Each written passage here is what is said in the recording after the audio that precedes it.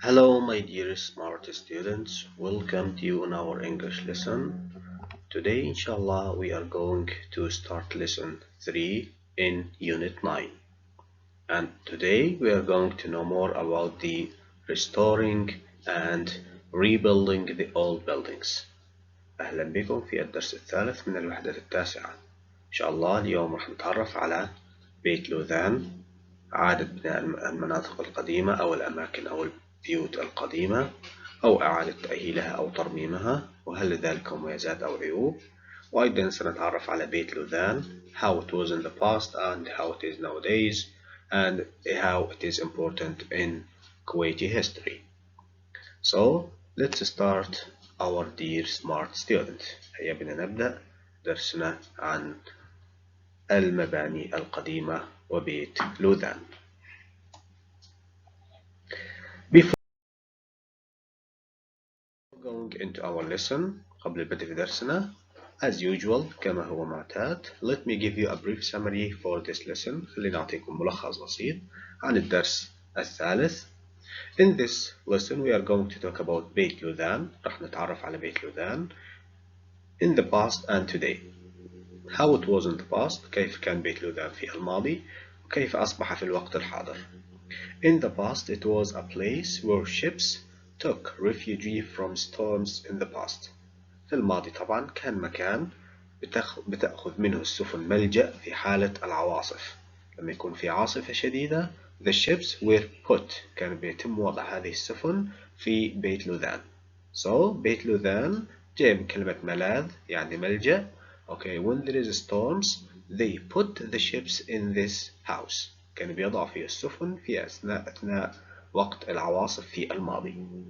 طيب nowadays how it become. Today it is a shelter for fine arts. أصبح الآن مكان إلى الفنون الجيدة والحرف اليدوية وأيضا منصة للفنانين. Okay, so بيت لوذان has changed from the past until today. Art lessons in بيت لوذان. أصبح أيضا بيتم إعطاء دروس في بيت لوذان في البوتري أعمال الفخار، jewel design تصميم الذهب أو المجوهرات، photography إعطاء دروس في التصوير، Arabic calligraphy في الفن الخط في اللغة العربية. أوكي، أو الخط العربي أو فن الخط في اللغة العربية. إن شاء الله راح نعرف اليوم عن بيت لوذان في الماضي والحاضر والدروس التي يتم أخذها في بيت لوذان. Also in this lesson we are going to know about restoring old buildings. استعادة المباني القديمة. When you have an old building, some people claim that it's better to rebuild it again. بعض الناس بيقولوا نحن نهده نبني مرة ثانية and others say we have to restore. نحن نتم استعادته أو ترميمه. طيب are you for this or against؟ طب أنت مع ولا ضد هذا؟ طبعا راح نتعرف على هذا الشيء بالتفصيل. طبعا restoring old buildings why؟ ليه بعض الناس مع استعادة المباني القديمة؟ because they have historical value لأن فيها طبعا قيمة تاريخية كبيرة. they keep owners memory أيضا بيحافظ على ذاكرة أصحابها. they attract tourists بيجذب السياح. they reflect culture أيضا بيعكس ثقافة هذا المكان. they revive heritage okay بيتم استعادة التراث أو تجديد التراث. Also we are going to know the woman's role in the past and nowadays. أيضا دور المرأة في الماضي والحاضر. طبعا في الماضي they used to stay at home كانت المرأة في الماضي طبعا فقط كانت بتجلس في المنزل. They didn't participate in a political life ما كانت بتشارك المرأة نهائيا في الحياة السياسية. Today or nowadays women work different kinds of jobs. أصبحت المرأة الحين تقوم بالعديد من الوظائف. A minister or even a member of the parliament. كما ترون أصبحت وزيرة وأصبحت عضوة في المجلس الأمة. أيضا سنتعرف بيت لوذان contributes in reviving the art in Kuwait. أصبح بيت لوذان بيساهم في استعادة الفن في الكويت because it is a successful community center. أصبح مركز اجتماعي ناجح. It houses an impressive gallery طبعا فيه هتلاقي فيه صور كثيرة صور رائعة مؤثرة. It houses workshops for arts بيكون فيها ورش للفنانين. It provides a platform for artists and craftsmen طبعا بيقدم منصة أو مكان للفنانين والحرفيين أصحاب الحرف اليدوية. So all of these we have to know in this lesson, and we are going to know exactly how the set book questions will come in this lesson. راح إن شاء الله نتعرف ندرس هذا الشيء، ويكون في النهاية بإذن الله set book أسئلة الكتاب الخاصة بهذا الجزء حتى نعرف كيف يأتي سؤال الset book وكيف يتم الإجابة عليه بشكل صحيح. So let's start our lesson. خلينا نبدأ إن شاء الله في هذه الجزئية.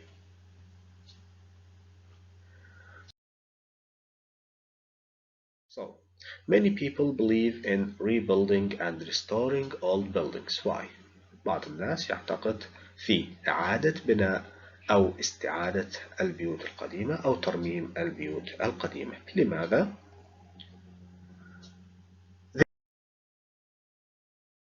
They have historical value. أكيد لأن البيوت القديمة طبعا بيكون لها قيمة تاريخية and tell tourists about the culture of the country. وبتخبر السياح أو تخبر السائحين عن ثقافة الدولة. They are a part of the heritage. أيضا بتكون جزء من التراث الخاص بهذه الدولة. Now let's study the new vocabulary. So the writers in the picture are contemporary. They are still writing novels. What I mean by the word contemporary, it is belonging to present. Means they are contemporary. يعني معاصرين أو موجودين حتى الآن. The writers in the picture are contemporary. هم ما زالوا معاصرين يعني موجودين until present time. ما زال موجود حتى الوقت الحاضر. وكلمة contemporary, it is belonging to present. That's what I meant by contemporary.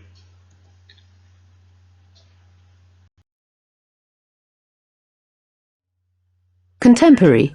So the word contemporary means belonging or occurring in the present.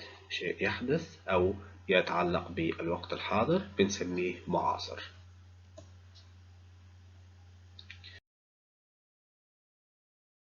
The plates are painted by the finest craftsmen.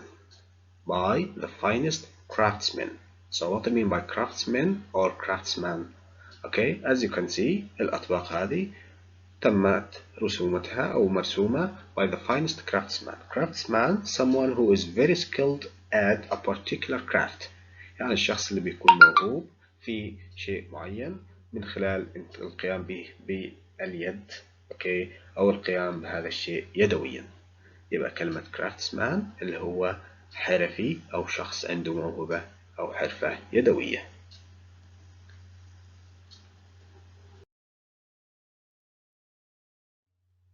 Craftsman. So, craftsman is someone who is very skilled at a particular craft. شخص بيكون موهوب بشكل جيد أو موهوب جدا في حرفة معينة. بنسميه craftsman اللي هو الشخص الحرفي.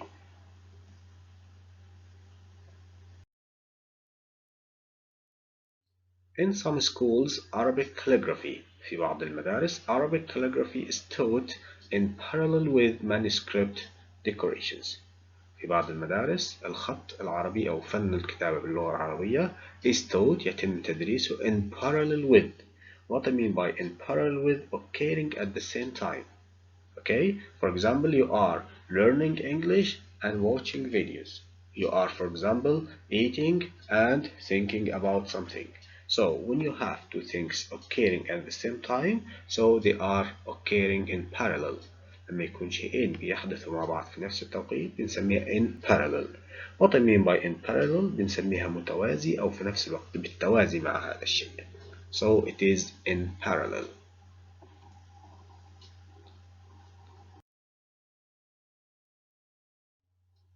Parallel. Occurring at the same time and having some connection. يحدث في نفس الوقت وبيكون في بينهم علاقة. The same like learning or knowing the Arabic calligraphy and the manuscript. Okay, بتعرف فن الخط العربي وكتابة المخطوطات at the same time. Okay, that's what I meant by in parallel اللي هي في توازي أو متوازي أو في نفس الوقت. People are waiting on the platform for the train to arrive from Boston. As you can see, that is called platform. الناس ناطرين على البلاتفورم. كلمة platform, it is a raised level surface on which people can stand. اوكي بنسميها المنصة اللي الناس بتنتظر عليها، وأصبح حاليا طبعا اختلف اسم المنصة التعليمية مع ظهور التعليم أونلاين، فأيضا كلمة منصة تعليمية بنسميها أيضا platform. Okay, so platform for the train to arrive in Boston. يبقى كلمة platform معناها منصة.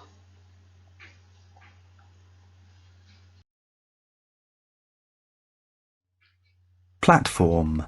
So platform, it is a raised level surface، هو الجزء المرتفع أو السطح المرتفع in which people or things can stand، اللي بيتم الناس بيقف عليها كما ترون على سبيل المثال. That's called platform، اللي هي المنصة أو المكان اللي بيقف عليه بيكون دائما مرتفع عن سطح الأرض.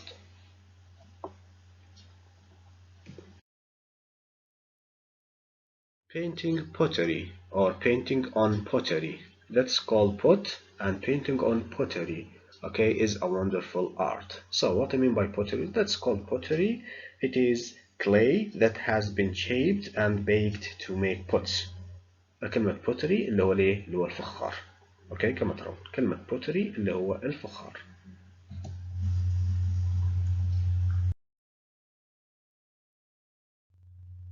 Pottery. So the word pottery, it is a clay الصلصال that has been shaped and baked in order to make pots or dishes. الصلصال اللي بيتم تشكيله أو يتم عجنه من أجل القيام ببعض الأواني أو بعض الأطباق. That's called pottery اللي هو الفخار أو صناعة الفخار.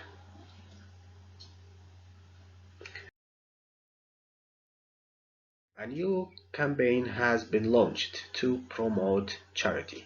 What I mean by promote, here the word promote, to support, to encourage, okay, to encourage something.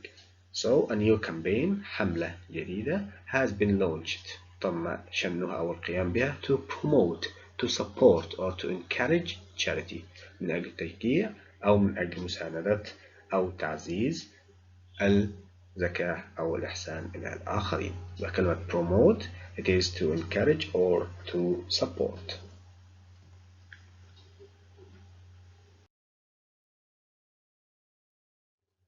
Promote.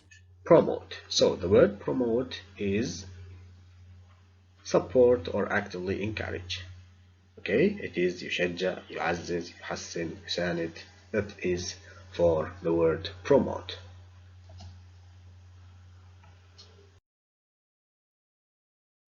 The waterfall cascades seamlessly. What I mean by the word seamlessly?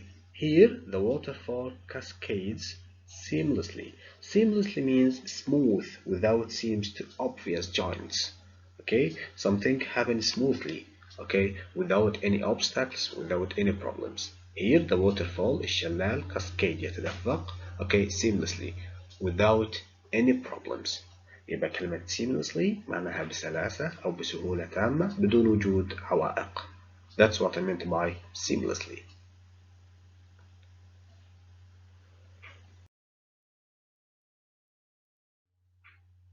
Seamlessly. So, seamlessly, smooth and without seams, okay, or obvious joints. بسلاسة بسهولة تامة.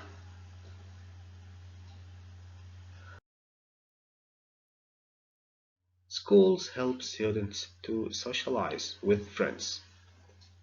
Look at the word socialized. Look at those. I think they are pupils or kids. They have a good relation between themselves, okay, or between them. So they have a good relationship, a good social relationship. When you have a good social relationship, it is to socialize. So schools help students to socialize, to mix socially with others. So the word socialize اللي هي يتفاعل اجتماعيا أو يتآلف اجتماعيا أو يكون صداقات اجتماعية. That's what I meant by socialize.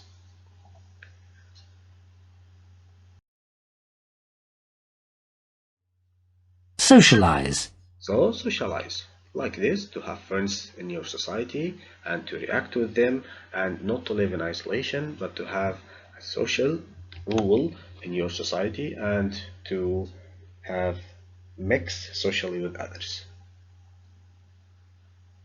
To mix socially with others يعني تختلط اجتماعيا بالآخرين.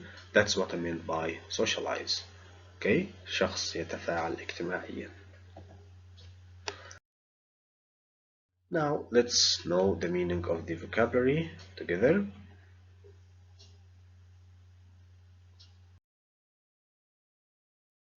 Number one, contemporary, as we said, belonging to the present, معاصر. Craftsman, شخص حرفي يعني له موهبة في صنع شيء معين. In parallel, متوازي أو في نفس التوقيت. Occurring, يحدث at the same time. Platform, raised level surface on which people can stand, اللي هي المنصة.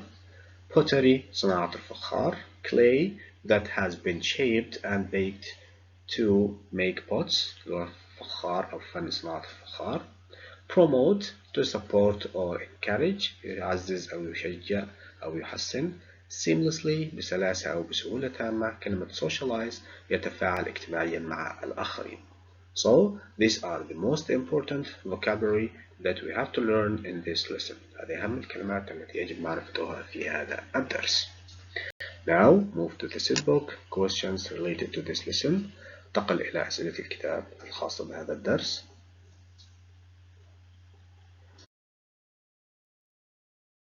As we said, we are going to talk about بيت لوذان. إن شاء الله راح نتكلم عن بيت لوذان. نعرف إحنا أخذنا فكرة عنه في بداية الحصة. Now we are going how the set book questions will come about بيت لوذان.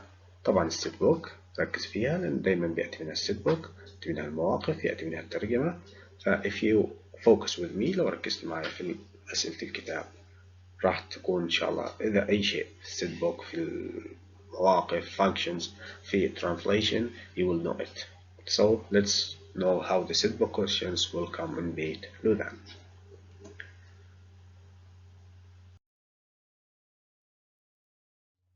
So set book questions for your lesson 3. Why do you think بيت لوذان was giving that name? لماذا تعتقد أن بيت لوذان تم تسميته بهذا الاسم؟ What purposes does it serve today? وما هي الأغراض أو الأشياء التي يقوم بخدمتها في هذه الأيام؟ بيت لوذان means shelter. معنى كلمة لوذان معناها shelter اللي هو المأوى أو الملاذ. As ships could take refuge from storms there.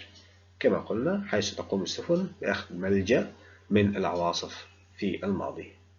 Today it shelters arts and crafts. والحين أصبح ملجأ أو مكان للفنون والحرف اليدوية. بيت لوذان is an old house serving new purposes. Explain. بيت لوذان أصبح an old house بيت قديم طبعا بيخدم أهداف أو أغراض حديثة. اشرح. برغم أنه قديم بس بيخدم أشياء حديثة.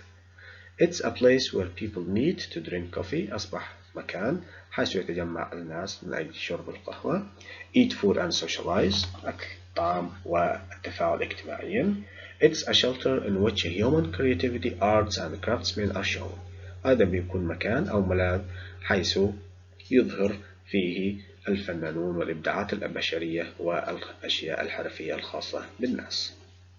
How does بيت لوذان contribute in reviving art? كيف ساهم بيت لوذان في استعادة الفن culture الكويت والثقافة في الكويت. What can you learn there? اللي ممكن تتعلمه في بيت لوذان. It has an artwork gallery. في طبعا artwork gallery في مكان للصور معرض للصور. Nurtures artists and creativity والتي ترعى أو تساعد على الإبداع للفنانين. You can learn pottery. تستطيع أن تتعلم فن صناعة الفخار. Photography الصور أو فن التصوير. And jewel design وتصميم المجوهرات أو التصميم والرسم على الذهب. Okay, so all of these are questions that we have to know about بيت لوذان. طبعا احنا أعطينا فكرة عن بيت لوذان ولكن الحين هذه الأسئلة اللي بتأتي في الاختبار. في الست بوك إذا جالك سؤال في بيت لوذان هيكون بهذا الشكل وتكون الإجابة عليه بهذه الطريقة.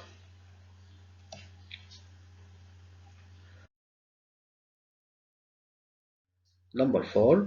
بيت لوذان is more than just a coffee house. بيت لوذان أكثر من مكان لتناول القهوة أو أكثر من قهوة أو بيت للقهوة. Why? It houses art and crafts. The same، تقريبا نفس الإجابة، لأنه يكون مكان أو يأوي الحرفيين. It provides a platform for artists to show their works. بيكون منصة للفنانين عشان يظهروا أعمالهم. There are exhibitions of new Kuwaiti artists. بيكون في معرض للفنانين الكويتيين الجدد. They can take classes to learn new skills. أيضا تستطيع أن تأخذ فيه دروس أو حصص من تعلم المهارات الجديدة. Why it is important to have places of interest or landmarks. لماذا من المهم أن يكون عندنا أماكن مهمة أو مراكز أو landmarks أو علامات أرضية، يعني علامات مميزة في هذا المكان. Mention two places of interest in Kuwait. اذكر بعض المناطق أو علامات المميزة في الكويت أو المناطق الأثرية في الكويت. They can be cultural centers. طبعا لما يكون عندنا مناطق مهمة، المناطق السياحية أو المعالم أو المناطق المشهورة، طبعا they can be cultural centers، بتكون مراكز ثقافية. They attract tourists، طبعا بتجذب السياح. They are good gathering places، بتكون أماكن جيدة للتجمع. بيت لوذان and the towers، طبعا الأمثلة على ذلك عندنا بيت لوذان وعندنا أبراج الكويت.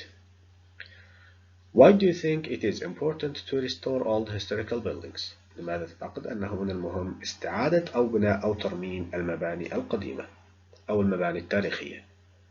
Because they have a historical value، لأن لديها قيمة تاريخية.